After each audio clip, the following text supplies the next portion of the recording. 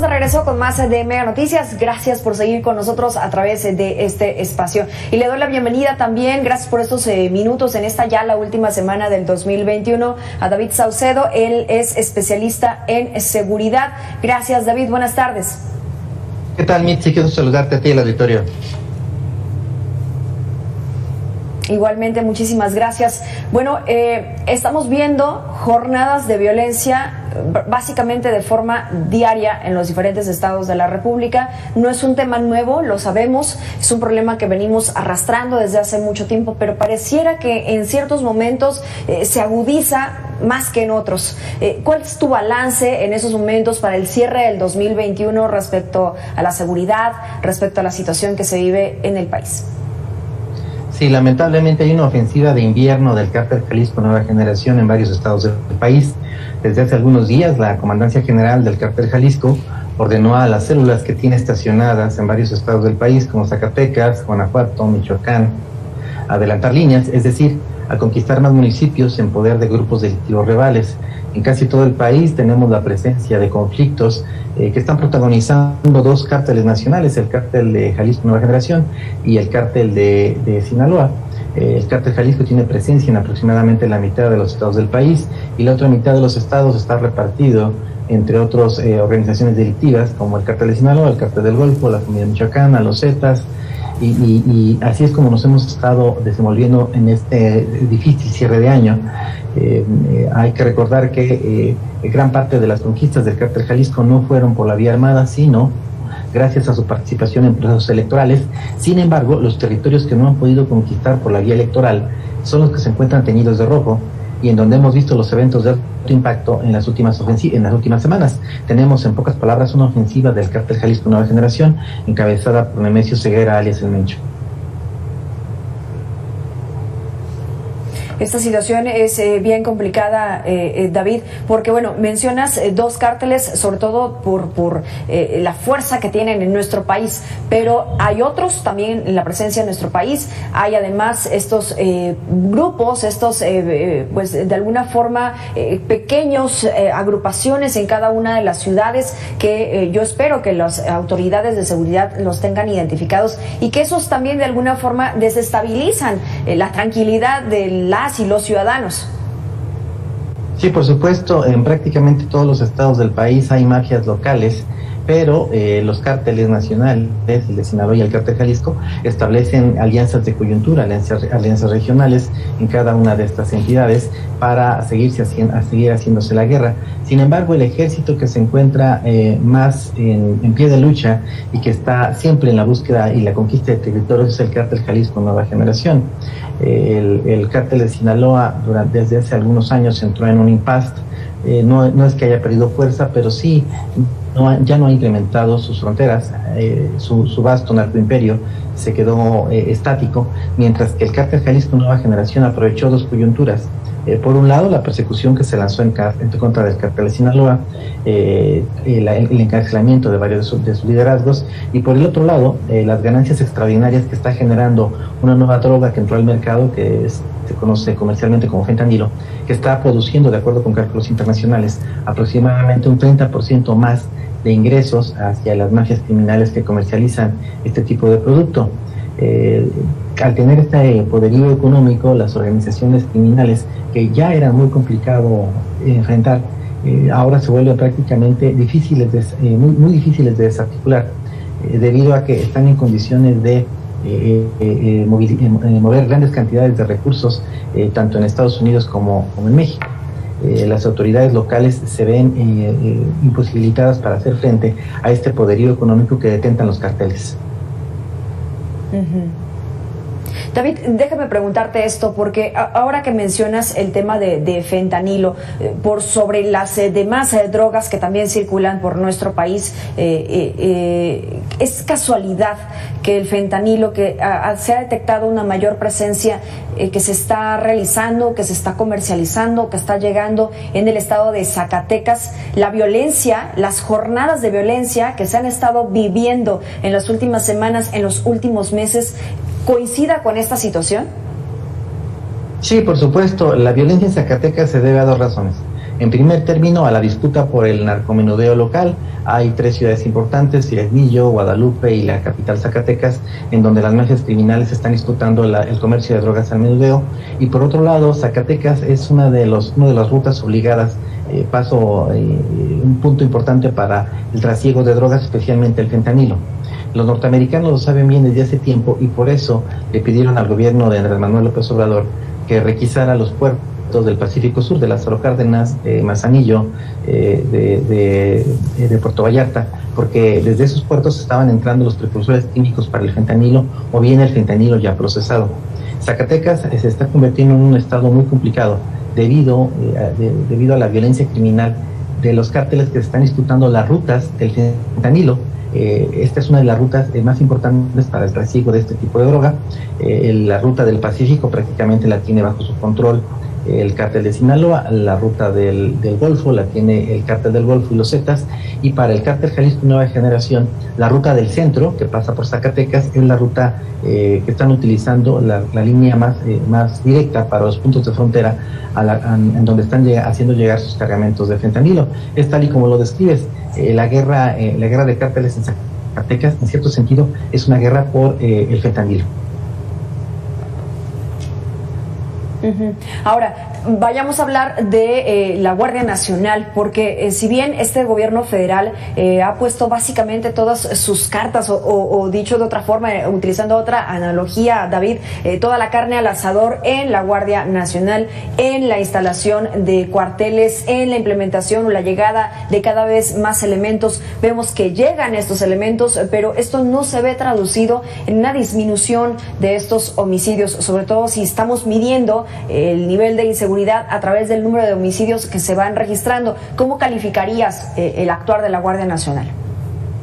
Bueno, la Guardia Nacional es un ejército, un cuerpo de seguridad aún en formación. Pasarán cuando menos 10 años para que tenga las capacidades para enfrentar de manera puntual al crimen organizado. La mayoría son exmilitares que están desempeñando labores policiales, no tienen experiencia en la investigación, estaban dedicados a otras actividades de seguridad nacional, evidentemente.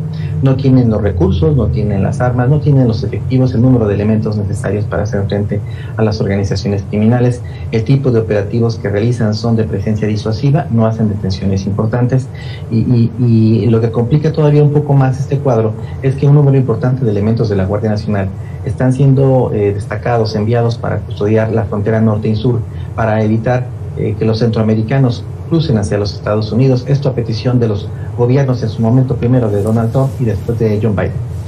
Cada elemento de la Guardia Nacional que está cuidando un punto fronterizo es un elemento menos que está ocupado en la seguridad interior.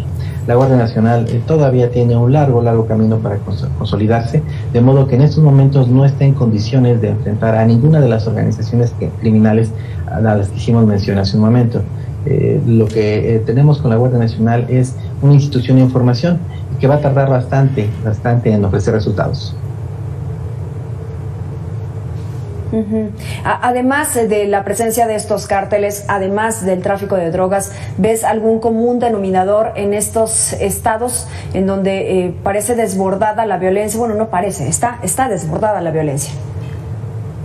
Sí, lo que tenemos es, como apuntábamos en un principio, una guerra de conquista del cártel Jalisco que emprendió en varios estados del país, Zacatecas, Guanajuato, Michoacán, la Ciudad de México, en donde quiera que veamos Jalisco. Una guerra de cárteles, Jalisco evidentemente, tenemos un incremento de la actividad de conquista del cártel Jalisco Nueva Generación, siempre tratando de ampliar mercados, y tenemos una actividad que podríamos catalogar como guerrillera de las organizaciones locales criminales de varios estados del país, en ocasiones apoyadas o financiadas por el cártel de Sinaloa, y la respuesta del gobierno federal en general es asumir una postura muy parecida a la de los cascos azules, es decir, no entran en combate, no enfrentan a las organizaciones criminales, lo vimos en Michoacán, por ejemplo, en Zacatecas, incluso en la propia Ciudad de México, en Guanajuato, no enfrentan a los cárteles, se interponen entre ellos tratando de evitar que haya conflictos, pero evidentemente no lo consiguen. Este esquema de combate a los cárteles en modalidad casco azul no funciona, no va a funcionar. Lo único que hacen es demorar un poquito el conflicto, pero no lo evitan. Lo que estamos viendo es pues una guerra civil prácticamente en todo el país entre los distintos grupos criminales. Sí, porque pareciera que se están aplicando las mismas estrategias o las mismas acciones que hemos visto en años pasados, en sexenios pasados, y básicamente pues están obteniendo los mismos resultados. Yo sé, David, que tú eres un experto en esta materia y que seguramente te ha llevado mucho tiempo reflexionarlo, porque la seguridad es un tema complicado, pero ¿cómo llegar a este punto en el cual se disminuya estas altas tasas de homicidios, hasta este punto en el que la percepción de la gente cuando se les pregunta a través de la encuesta nacional del INEGI respondan abajo del 50% que se sienten inseguros en el país, es decir, que se sientan bien en donde viven, que se sientan bien allí en la colonia, en el fraccionamiento en el cual radican y hacen su familia? ¿Cuál sería la estrategia a llevar a cabo? Bueno, tendría que aplicarse cambios importantes, Mitzi. El gobierno federal ha estado replicando más o menos la misma estrategia que en su momento aplicaron el presidente Enrique Peña Nieto, Felipe Calderón, es decir, una estrategia punitiva de persecución de las organizaciones criminales. Esto me parece que no tiene ningún sentido. El gobierno de los Estados Unidos lo que hace es inyectar con distintas iniciativas, en algún momento la iniciativa Mérida, ahorita la estrategia Bicentenario, transfiriendo recursos para poder enfrentar a los grupos del narcotráfico en México. Me parece que tenemos que caminar en una ruta distinta. Ya se tiene que hablar de manera más seria y más contundente con relación a la legalización de cierto tipo de drogas blandas. Va a ser muy difícil combatir a los cárteles de la droga bajo este esquema. En segundo término, la estrategia de la DEA de tratar de capturar a narcotraficantes de alto perfil, lo único que provoca es que se generen pequeños carteles, tal y como ocurrió en su momento en Colombia con el cartel de Medellín, el cartel de Cali, en donde la captura de los principales capos del narcotráfico, Pablo Escobar, los hermanos Rodríguez Orihuela, los líderes del cártel del Valle del Norte, lo único que provocó fue la dispersión de estos grupos y su fragmentación en varias bandas que fueron todavía más violentas. Es exactamente lo mismo que estamos viendo en México. Los recursos que año con año se destinan para el combate al narcotráfico, a la inseguridad, pues son insuficientes.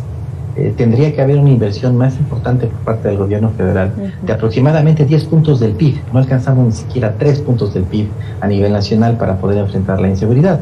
Si seguimos invirtiendo esta misma cantidad de dinero, pues vamos a tener más o menos los mismos resultados, es decir, ninguno. Tendría que haber una transformación en el tipo de apoyo internacional que recibe el gobierno mexicano, un incremento del presupuesto y la legalización de algunas drogas. Esto para empezar a ver un cambio y una disminución en la violencia homicida que está azotando a varios estados del país. ¿Y qué pasa con lo que ha señalado el presidente de que se deben de atacar la raíz del problema, el combate a la pobreza, la entrega de becas a estudiantes para que sigan precisamente preparándose y no sean cooptados por estos cárteles, por estos grupos criminales? ¿Cómo ves esto?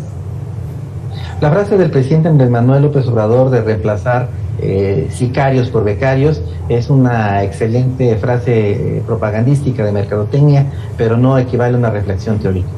Estos programas de largo aliento que evidentemente se tienen que instrumentar tienen efectos de muy largo plazo, es decir, tienen un impacto entre 20 y 25 años más o menos. Pero ya en el corto plazo, en lo inmediato, se requieren aplicar medidas urgentes. No tengo ningún problema con respecto a que el paciente utilice pasta y cepillo, pero ya tenemos muelas picadas. ¿Qué hacemos con las muelas picadas? Pues tendremos que en algunos casos extirparlas. Y lo que propone el presidente no está mal, pero tiene largos tiempos de maduración. Incluso pasarían 3-4 sexenios antes de que empecemos a ver una reducción, por ejemplo, en el número de jóvenes que están consumiendo drogas en varias ciudades y áreas metropolitanas del país. Esto debido a que la situación económica del país, la burbuja poblacional, está obligando a muchos jóvenes a que solo tengan 3 opciones. En varias zonas del país, los jóvenes que están incorporándose al mercado laboral solo tienen 3 caminos. En tanto que no encuentran empleo, pueden migrar a los Estados Unidos, dedicarse al comercio informal o incorporarse a los ejércitos de sicarios del narco. Y ofrecen salarios bastante competitivos. Una beca de las becas Benito Juárez que ofrece el gobierno federal no se compara con un salario de entre 30 y 40 mil pesos que ofrece una organización criminal en cualquier estado del país. Entonces me parece que el presidente Andrés Manuel, asesorado por su equipo de colaboradores, no está dando tiros de precisión. ¿Se tiene que perseverar en este esfuerzo? Por supuesto que sí, pero en lo inmediato no se va a poder ni disminuir el número de jóvenes que se están incorporando a los ejércitos del narco debido a la situación económica del país, a los salarios tan competitivos que ofrece el crimen organizado y debido a esta narcocultura que está permeando y que está volviendo provocando que los jóvenes volteen y vean la vida del narco como un modelo a seguir. Ya lo decíamos, David, es un tema bastante complejo, bastante complicado,